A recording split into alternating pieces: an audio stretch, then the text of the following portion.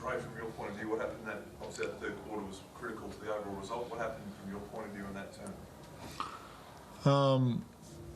As any situation, there's a multitude of things that lead to an outcome.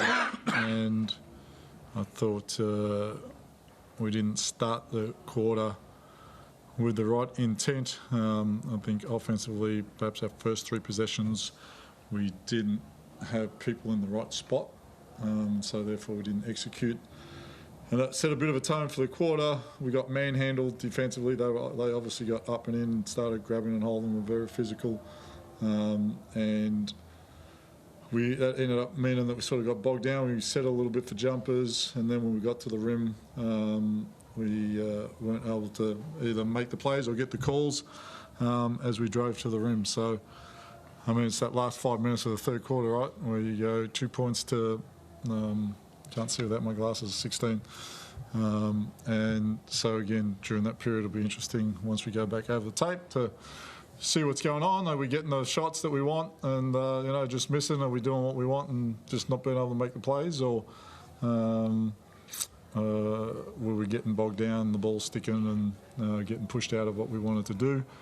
And obviously at the other end of the floor, again, to give up, it's something to have your offense not working for you, but you got to be able to hold the fort with the defence when that's going on and try to generate a bit of offense out of our defence. And again, just a few scout breakdowns and some stuff like that. I think that let people get where they wanted to get to. But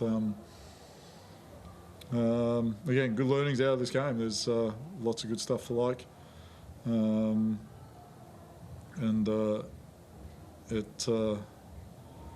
As well, when you look at it, we had some disruption in terms of, so Hodgie fouls out in 18 minutes, Sobey fouls out in 19 minutes, and EJ fouls out in 19 minutes, and obviously that impacts your ability to have rotations and fresh bodies and those sorts of things. What does that do for confidence, Lamar, to go so close against such a good team?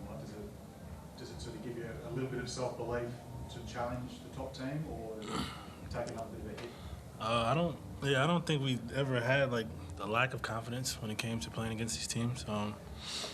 That obviously showed in the beginning, but I mean, yeah, like Dre was saying, it just like a bunch of different things. It just turned out the way it did. Like giving up that lead is frustrating, but we know we can play with pretty much anyone. Frustrating them because how good you were in the first half. Like you saw, like how good this team can play in that first half. Get out by 15 late in the second quarter. Yeah, that's a part of it. Obviously, we were in control, but I mean, we just got to finish it. Like that's what it comes down to. Just being able to close games out and against like you said, the top teams. Like that's what you got to do. Like we knew they weren't going to give up, so we had to maintain it, and we didn't do that. Did you think you were 10 fouls worse than them? I think it's 30. You got called for 30. 30 to 20. It's 50% more fouls on us than them. Refereeing's being an issue this week.